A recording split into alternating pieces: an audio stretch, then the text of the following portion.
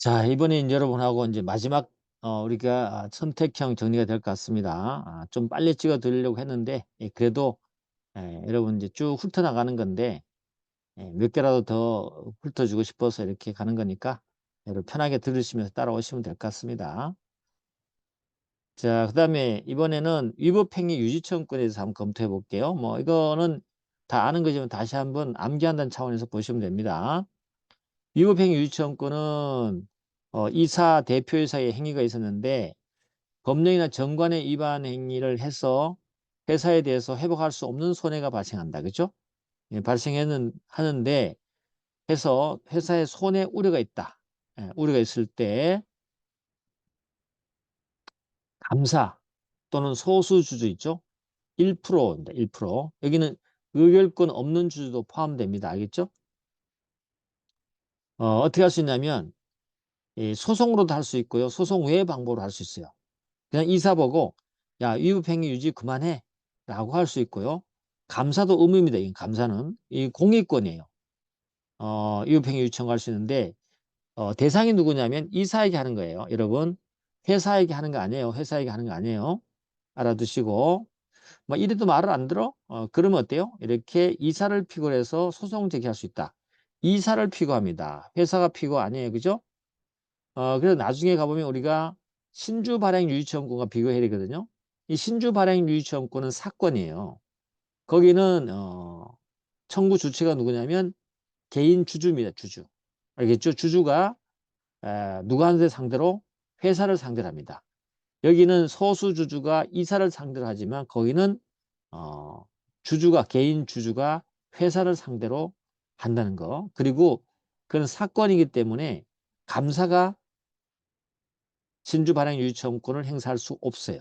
여기는 안 하게 되면 직무유예가 되지만 알겠죠? 그렇게 알아두신다. 뭐 그 정도 느끼시면 돼요.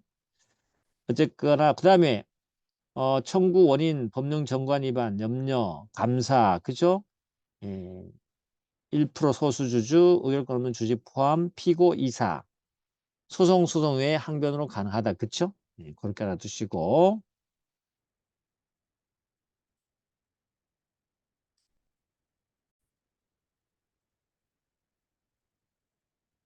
자, 그 다음에 이제 주주 대표 소송인데, 이것도 이제 확인 차원에서 보셔야 되겠다. 그죠? 확인 차원에서 보셔야 된다. 잘 아시겠지만, 주주 대표 소송이다. 여러분이 알아둘 건 이제 주주 대표 소송의 대상을 좀 알아둬야 되는데, 이사 등기죠. 이사 등도 포함되고요.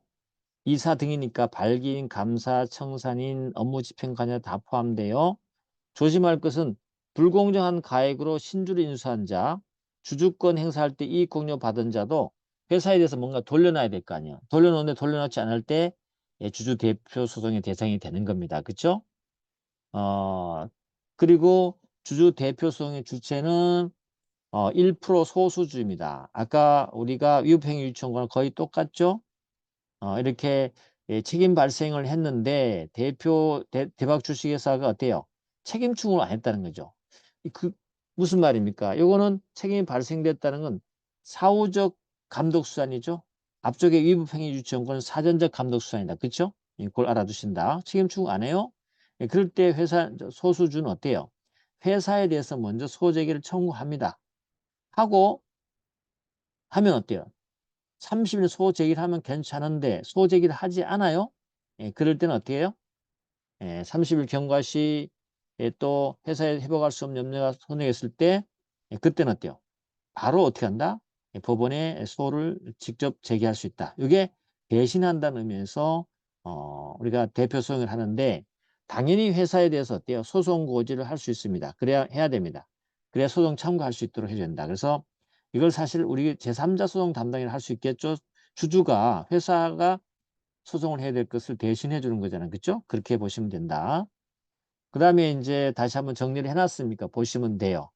그래서 여기에는 발행주 총수의 1%다. 근데 조심할 거는 감사는 어때요? 주체가 아니다. 그죠? 감사는 아니다. 감사는 그 대표 소송을 직접 수행하는 자가 됩니다. 회사에서. 알겠죠? 이거 조심해야 돼요. 그 다음에 원고 적격 조심해야 됩니다. 원고 적격은 원래 계속해서 유지를 해야 되는 것이지만 여기 대표 소송에서는요. 제소 당시에만 충족하면 되고, 나중에 발행 주식 총수 그죠? 1%가 뭐 0.8% 줄었다 하더라도 그대로 충족됩니다. 다만 전부를 보유하지 않게 되면 어때요? 그때는 원고적기 상실되는 것이죠.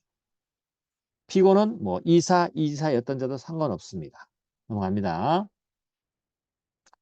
그 다음에 이거는 뭐 직접 소재기 회사 30일 내 소재기 안 했을 때 30일 경과를 회복 불능에 염려에 있는 경우는 제소 청구 30일 경과 전이라도 할 수 있다. 그죠? 이때 대표 소송에 회사가 만약 진행한다면 누가 하겠습니까? 감사는 감사위원회가 하겠죠. 근데 예외적으로요. 예외적으로 전 이사들, 그만둔 이사를 상대로 하는 주주 대표 소송했을 때 회사가 참가할 때는 대표하는 자는요. 감사가 아니고 대표이사라는 것이 판례 입장이다. 그죠?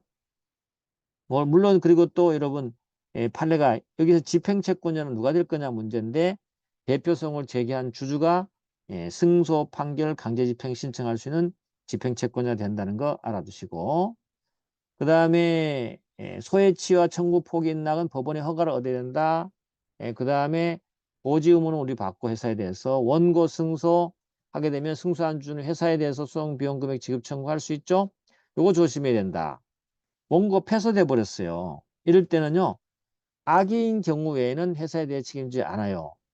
중과실은 요건이 아니에요. 원래 회사 소송에서는요. 원고 패소될 때 악의 중과실 있으면 연대 책임을 지도록 돼 있거든요. 근데 여기서는 중과실을 뺐습니다. 그죠? 왜냐하면 만약에 어떤 회사를 위해서 대표성을 제기하는데 중과실 있을 때 책임지라 그러면 패소했을 때 누가 이 대표성을 제기하지 않겠죠? 그래서 이건 뺐다는 거 알아두시고 여기 재심의 소도 있다는 거 알아두셔야 됩니다. 원고 피고가 공모해서 회사의 권리를 사유할 목적으로 판결하게 한 경우는 회사 또는 주주가 재심의 소를 제기할 수 있다. 됐죠? 그 다음에 여러분 다중대표성을 아시죠? 다중대표성은 모자회사 관계에서 모회사 주주가 자회사의 이사의 책임을 묻는 거예요. 그래서 주체는 모회사 주주다 1%, 그 다음에 이렇게 모자 관계가 있어야 된다 50% 초과 소유, 그죠? 그럼 자회사 이사가 임무를 했다는데 책임 발생했는데 책임 안 물어요? 이럴 때 바로 자회사에 대해서 소재기 청구하고 30일 소재기 없으면 이렇게 하는 건 아까 똑같습니다. 근데 손해 발생 염려는 누구에게? 자회사에 대한 손해 발생 염려가 없어야 되고 소송 고지는 누구한테입니까? 자회사에 대해서 소송 참가라고 해주는 거예요. 알겠죠? 요거 이렇게 해서 직접 소유 똑같습니다. 조심할 게 하나 있습니다. 원고 적격은 똑같고 1% 아까 그죠? 소재기 시면 요건을 충족하면 되는 것이고 근데 하나 특이한 것은 소재기 후에 이 50% 오초가 모자회사 관계가 깨지면 어떻게 할 거냐 그죠? 만약에 이게 30%로 줄었다 하더라도 원고 적격 있느냐? 있습니다. 근데 완전히 소유를 완전히 소유가 없다. 완전히 끊어져 버렸다. 그러면 모회사의 주주 1% 주주는 어때요? 원고 적격이 상실됩니다. 뭐 그 정도 하나 알아두시면 돼요. 그것도 다 이제 그림을 해놨기 때문에 여러분이 보시면 된다. 그죠? 여기 자회사 발행주의 청구 50% 감소되더라도 재소율에 영향 없다. 뭐 보유하지 않게 되는 된다. 됐죠? 그 다음에 감사의 소송대표에 대해서 한번 검토를 해볼게요. 감사 소송대표 잘 아시겠죠? 감사가 해야 되는 업무는 아시죠? 소송대표를 합니다. 특히나 이사 대표이사와 회사 간의 소송에서 감사가 하고요. 주주대표 소송을 전부 감사가 진행을 하죠. 근데 우리 판례가 이렇게 하는 감사가 하는 취지는 뭐냐 했더니 이겁니다.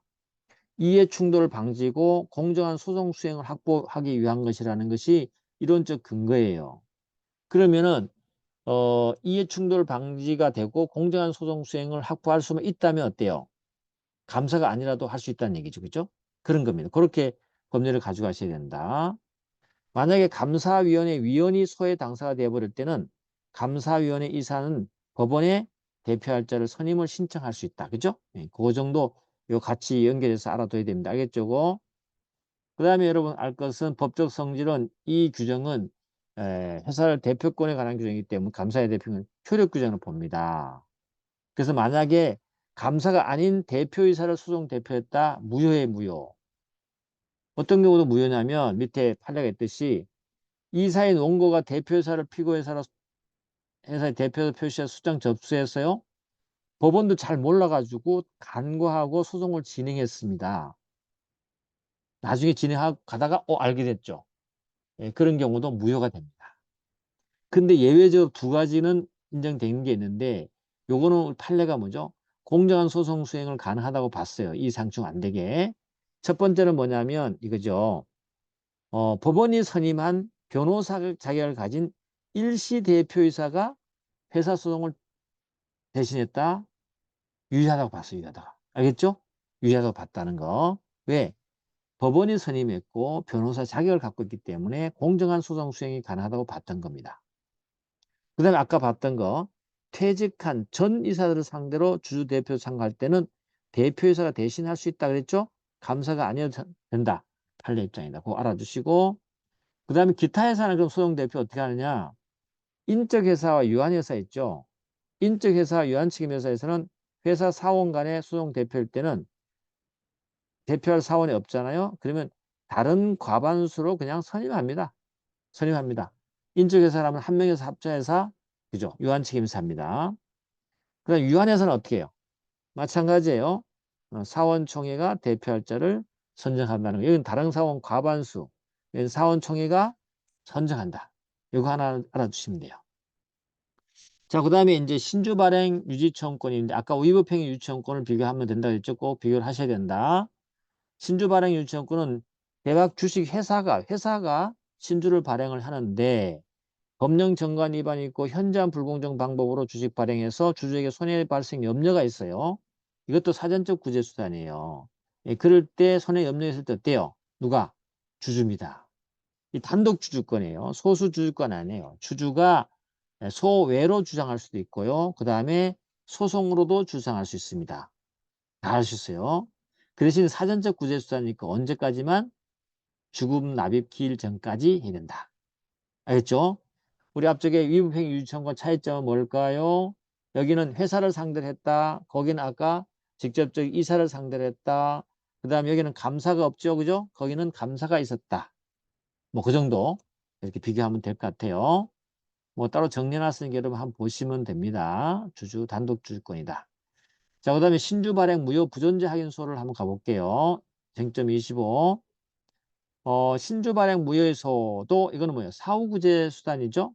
사후구제 수단입니다. 대박 주식의 신주 발행을 했어요. 여기도 마찬가지로 법령 정관 위반하고 현재 불공정한 방법으로 주식 발행되고 도저히 묵과할 수 없는 정도다. 근데 조심할 거는 도저히 묵과할 수 없는 정도가 판례 표현이라는 거죠. 다시 말하면 신주 발행 무효소의 사유는 법에 규정이 없어요. 그렇지만 그 무효 사유를 판단할 때는 어때요?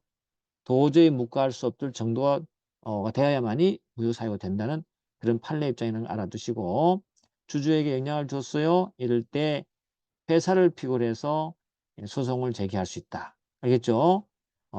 이때는 어때요? 공익권이기 때문에 이사 감사도 가능하다. 알겠죠? 가능하다. 주주도 회사를 피고로 해서 신주 발행 무효소 제기할 수 있고 여기는 이사 감사도 가능하다. 그리고 신주 발행 후 6개월 내에 해야 된다. 신주 발행 후 6개월 내에 된다. 그렇죠? 그게 신주 발행 무효소예요. 아까 위법행 유치원과 다르죠? 그걸 알아두시면 된다. 넘어가셔서 다시 한번 제가 정리해놨어요. 무효 원인은 엄격하게 해석한다. 도저히 묵과할 수 없는 정도로 평가될 때 한다. 6개월 내 소만으로만 한다. 그 다음에 6개월 출소 기한이기 때문에 이 경과 후에 새로운 사유 추가해서 주장할 수 있어 없어? 없다. 소재기권자는 주주 인사 감사다. 그죠? 그리고 제3자는 안 된다. 여기 주주가 있다는 거 조심하고 소수주주권 아니에요.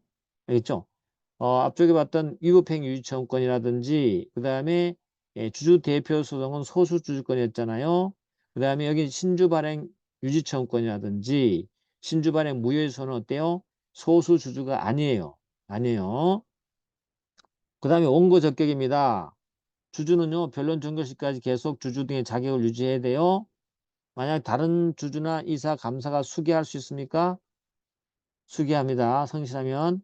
그 다음에 주식 양도로 주주가 변동이 됐어요.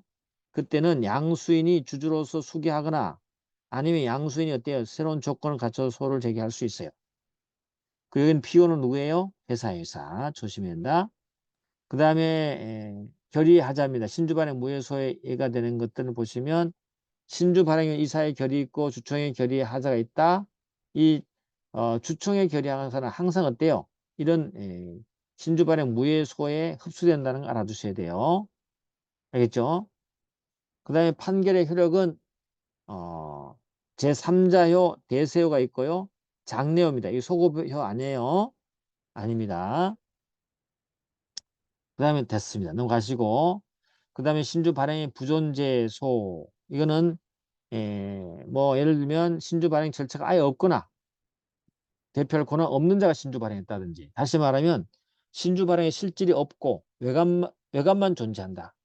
이거는 언제나 누구든지 주장 가능하다. 그죠? 어떠한 방법도 가능하다. 대표적으로 어때요? 하자에 있는 주총에서 선임된 이사들이 신주 발행 결정을 했다. 이 부존재한 이사의 결의로 신주 발행했다. 이거는 절차적, 실체적 하자가 중대하기 때문에 이거는 신주 발행 무효소 대상이 아니고 부존재로 봤습니다. 알겠죠? 하자에 있는 주총에서 선임된 이사들이 신주 발행을 결정했다. 부존재 확인소가 된다. 기간 제한 없는 거 아시죠?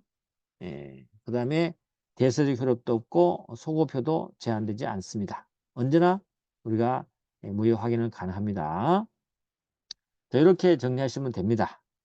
자, 그 다음에 우리 넘어가서 26번의 중간배당 청구와 관련해서 한번 정리해보면 선택형으로 문제가 되어 있고 최근 나온 판례도 반영이 되어 있습니다. 중간배당은 정관 규정 있죠? 연 1회 결산기인 거 아시겠죠? 전문 문제. 그 다음에 또 하나 포인트가 뭐냐면 정관의 규정이 있어야 되고요.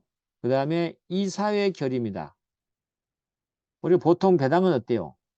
주총의 결의로 배당이 확정되는 거잖아요. 여기는 누가 합니까? 이사회 결의를 한다.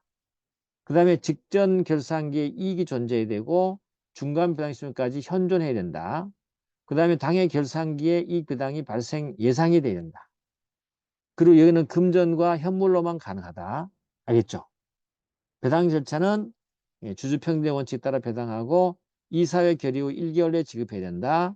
소멸시효는 5년이다. 별도의 그죠? 소멸시효 기간이 있다. 상사시효 아니에요. 상사시효 아니에요. 그 다음에 위법배당은 어때요? 이익이 현존하지 않고 이익이 예상되지 않으면서 배당하는 거죠. 회사에 반환 청구할 수 있고 회사 채권자가 반환 청구도 가능하다. 이사의 책임은 어때요? 그 차익을 배상해야 됩니다. 그렇지만 이익 예상에 대해서 혜택이 없음이 증명됐을 때는 배상 책임이 면제된다. 그 다음에 최근에 나온 판례가 뭐예요? 이사회 결정 후에 수정하고 변경할 수 있나 이거죠? 안 돼요. 재의결도 안 돼요. 요 판례다 그죠? 여기에 판례가 추가로 들어와 있기 때문에 여러분이 알아두셔야 된다. 됐죠? 자, 그 다음에 회계장부 등에 대한 열람 등사 청구도 하여튼 정리가 판례가 많이 이론적으로 정리해 줬기 때문에 늘 나옵니다. 나오니까 기억을 해 두셔야 된다. 딱 잘 정리가 되어 있어야 된다. 알겠죠? 청구 주체는 3% 이상이 맞죠? 그 다음에 주식 보유 부분입니다. 우리 앞쪽에서는 주주대표 소송에서는 어때요? 1%를 처음에만 충족하면 그 다음은 1% 줄더라도 상관없다 그랬죠. 여기는 어때요? 전 기간을 통해서 3% 요건을 갖추고 있어야 돼요. 알겠죠? 3% 주식 보유할 필요가 있다는 거 꼭 알아두시고 그 다음에 열람 등사에 재판을 청구했을 때는 어때요? 소송이 계속되는 동안 주식 보유 요건을 계속 구비해야 됩니다. 알겠죠? 보유 요건 미만하면 당사자 적격 상실된다는 거 꼭 알아두셔야 된다. 그 다음에 이유의 정도가 최근에 판례가 나왔습니다. 어느 정도 되느냐? 청구 목적 등이 구체적으로 기재한 서면을 청구하면 충분해요. 거기에 이유를 뒷받침한 자료가 필요하냐? 필요 없어요. 모색적 증거 수집 위에 청구를 하면 안 되겠지만 우리 판례는 어때요? 우리 주주들은 정보가 부족하기 때문에 이러한 판단은 굉장히 신중하고 엄격하게 판단해야 된다는 게 판례 입장입니다. 그 다음에 청구 대상은 그 이유와 실질적으로 관련이 있는 회계장부와요. 그 다음에 그 근거 자료가 되는 회계서류, 자회사의 회계장부도 포함될 수 있다는 거. 알겠죠? 물론 자회사 회계장부는 어떻게 돼요? 요 자회사 회계장부는 모회사의 회계장부 서류로서 포함되는 거예요. 자회사를 회계장부가 되는 게 아니고 알겠죠? 서류는 그런 서류다. 물론 요 자회사 회계장부가 어디에? 모회사에 보관하고 있어야 된다. 판례 입장이죠. 자, 가처분. 주주 회계감독권에서 가처분 할 수 있느냐? 열람 등사청구를 피보정 권리로 가처분 가능하다고 합니다. 결론 알아두셔야 되죠? 이 가처분 해버리면 열람 등사를 해버리기 때문에 이미 모든 것이 다 결론 나버린 거 아니냐. 알겠죠? 나중에 다툴 소의 이익이 없는 거 아니냐라고 하는데 우리 판례는 어때요? 설령 보았다 하더라도 나중에 거기에 대한 손해배상 청구를 할 수 있기 때문에 가처분이 가능하다는 게 판례 입장이다. 열람 거부 가능하고요. 허용 의무 됐고요. 부당성 판단 됐고요. 거부 사유 쭉 보시면 됩니다. 자, 그 다음에 정리할 게 있습니다. 청구했습니다. 열람조사 청구는 어때요? 한 번으로 한정할 필요 있어요? 없어요. 여러 번 할 수 있습니다. 또 하나 알을 거, 주식 매수 청구한 주주도 회계장부 열람조사 청구할 수 있느냐? 아니, 주식 매수 청구했으면 너는 주주도 아닌 거 아니냐라고 할 수 있지만 주식 매수 청구 행사 자체가 부당한 것은 아니라고 봤고요. 주식 매수 청구하고 돈을 받았으면 그때는 주주가 아니기 때문에 할 수 없어요. 그래서 주식 매매 대금을 지급받지 않은 경우는 가능합니다. 됐죠? 그 다음에 회생 절차입니다. 회생 절차할 때 회계장부 열람 등을 배제하는 규정이 없어요. 회생 절차할 때도 회계장부 열람할 수 있냐 하는데 가능하다는 거예요. 왜 그러냐면 몇 가지 예를 점이야. 판례가 이유를 설치해 줍니다. 첫 번째는 회생 절차 시 회계장부 열람 등의 청구를 배제하는 규정이 없어요. 그 다음에 청구 서류 범위는 주주가 회계장부 열람 등 청구할 수 있는 서류가요. 채무자 회생법에 따라서 이해관계자 열람할 수 있는 서류보다 그 범위가 훨씬 넓어요. 그 실익이 있는 거죠. 알겠죠? 그래서 회계 절차 개시 후에도 회계장부 열람 등사 청구는 가능합니까? 가능하다. 다만 주주가 회생을 방해할 목적, 그죠? 이 방해할 목적으로 열람 등사 청구할 때는 안 되는 거죠. 알겠죠? 그런 걸 알아주셔야 된다. 그 다음에 이제 표도 여러분 좀 기억해 두시면 좋겠죠? 열람 등사 청구 좀 비교를 해보면 정관이나 주총의 의사록은 주주나 회사 채권자가 다 가능할 수 있어요. 영업시간에 언제든지 가능하죠? 비치 의무도 있습니다. 두 가지를 조심해야 되는데 이사회 의사라고 하고요. 회계장부 서류는요. 주주가 가능하면 주주만 채권자 안 돼요.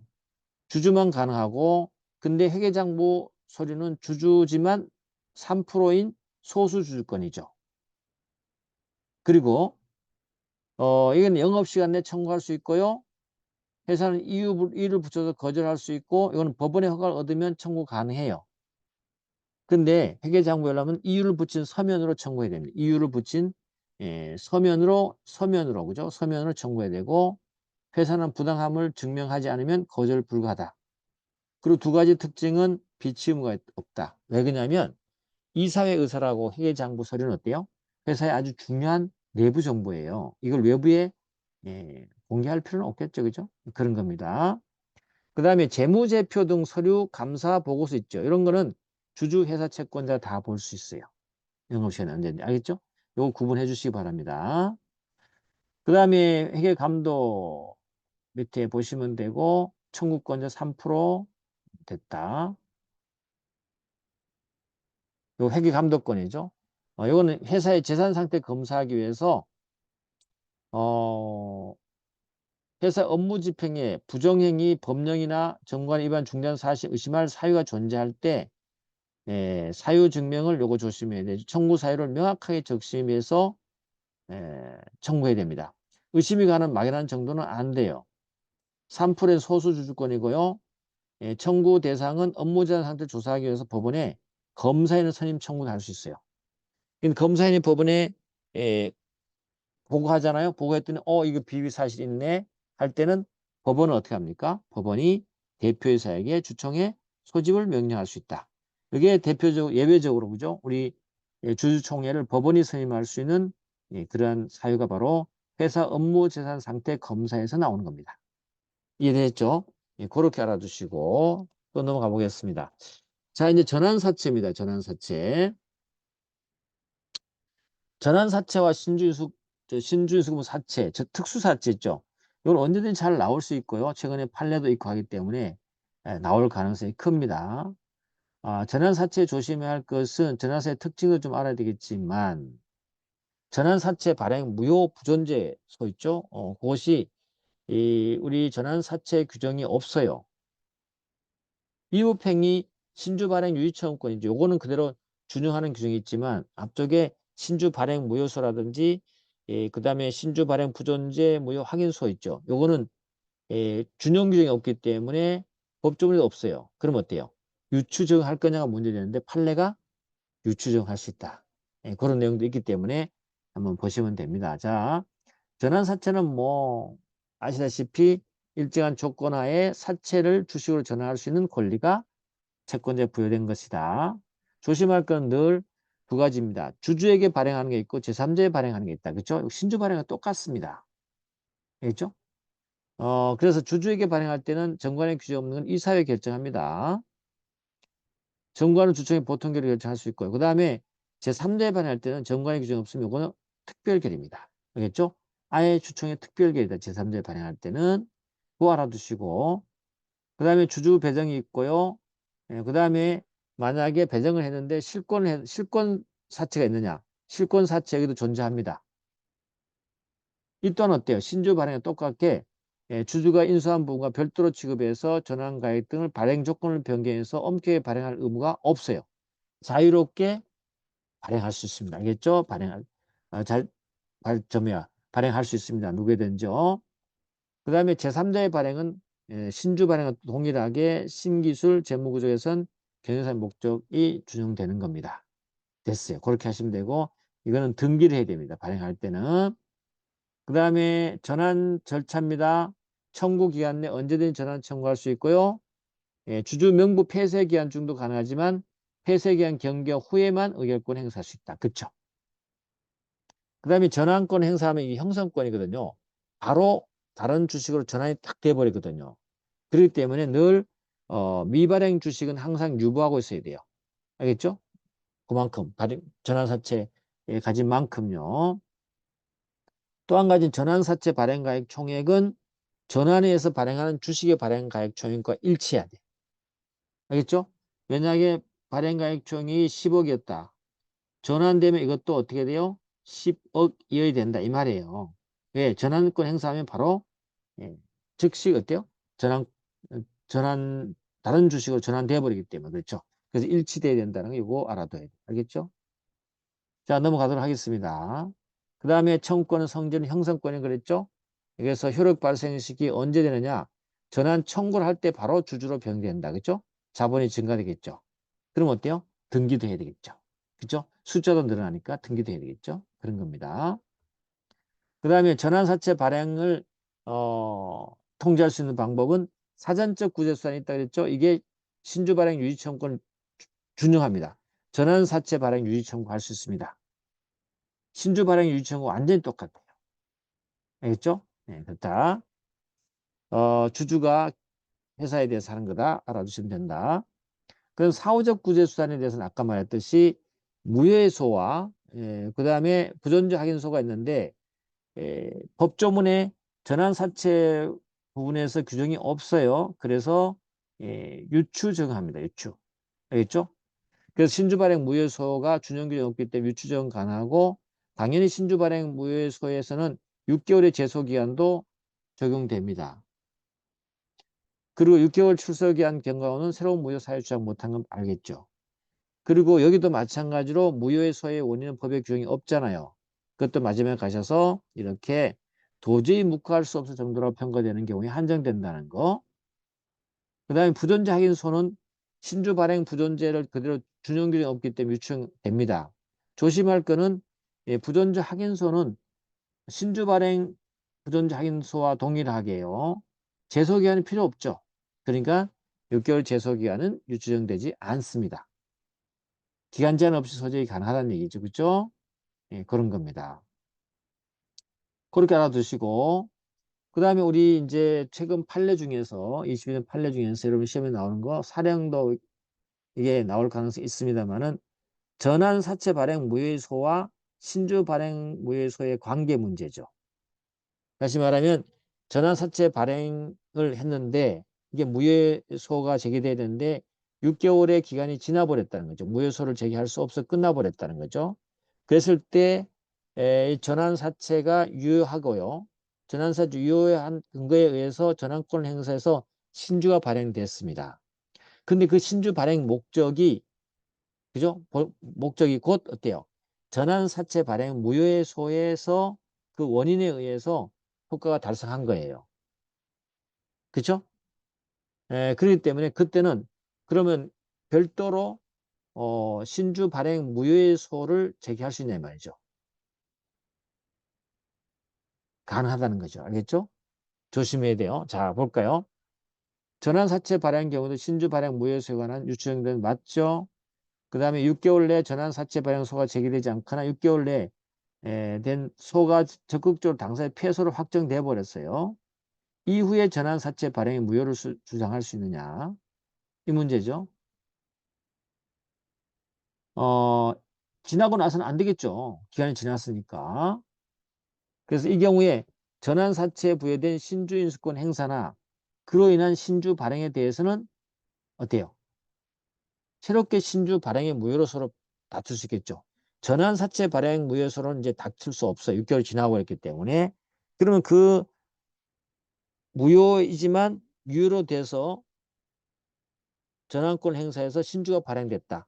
그 신주 발행에 대해서 다시 또 신주 발행 무효서로 다툴 수 있냐 이 말이죠. 그죠? 다툴 수 있다. 그렇다 하더라도 전환사채 발행 무효나 이를 전제로 한 주장은 할 수 없다. 그냥 신주 발행 자체를 갖고 무효서로 하면 된다. 알겠죠? 그래서 주식회사가 정관에 정한 사유가 없는데도 대주주는 경영권이나 지배권 방어할 목적으로 제3자의 신주를 배정했어요. 지배구조 심대한 변화가 초래됐죠. 요거는 어때요? 신주 발행의 무효인지 여부입니다. 여부죠? 무효로 봅니다. 알겠죠? 이러한 경우는 전환사채를 제3자에 발행하는 경우도 마찬가지로 적용됩니다.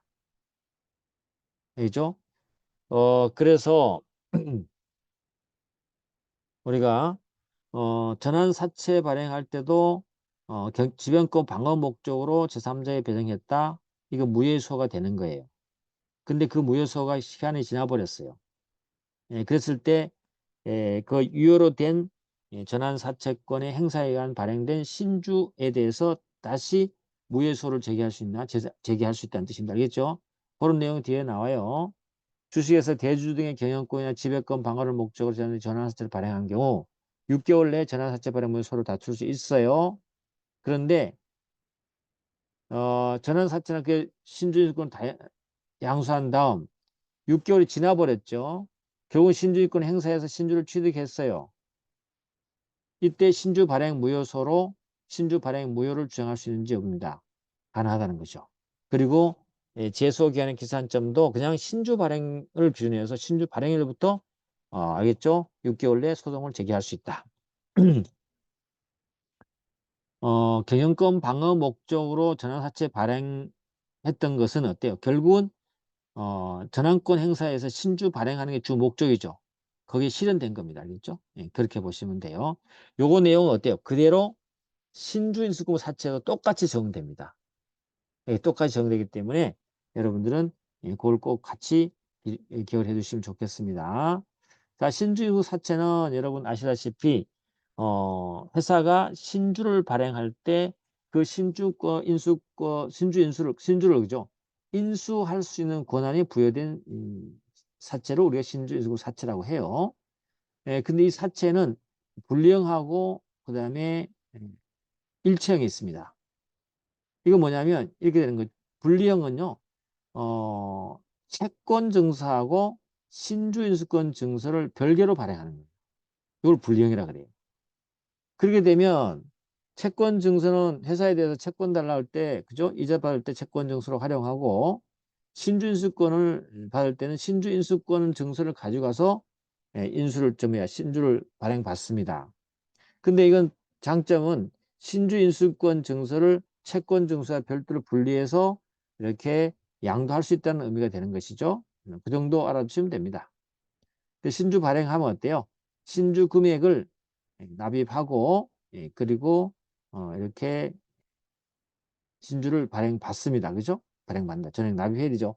여기는 특이한 거는 신주 인수권이 있으면 인수권 증서를 첨부해서 가능한 것이고요. 신주 금액은 우리가 신주 증서 금액, 채권 증서의 금액을 초과할 수 없어요. 초과할 수 없다는 것은 반드시 만약 채권 증서를 우리가 10억을 우리가 채권 증서를 한다면 여기는 어때요? 10억까지만 가능하다는 얘기예요. 알겠죠? 까지만 가능하다. 가능하다는 얘기는 어때요? 신주를 9억만 인수해도 상관없어요. 알겠죠? 9억만 해도 상관없습니다. 10억을 다 할 필요도 없다는 뜻이에요. 초과만 하지 않으면 되는 거죠. 이해됐죠? 그런 상태인데 만약에 이 전액 납입하는 것이 부담된다. 그러면 회사로부터 받을 돈 있잖아요.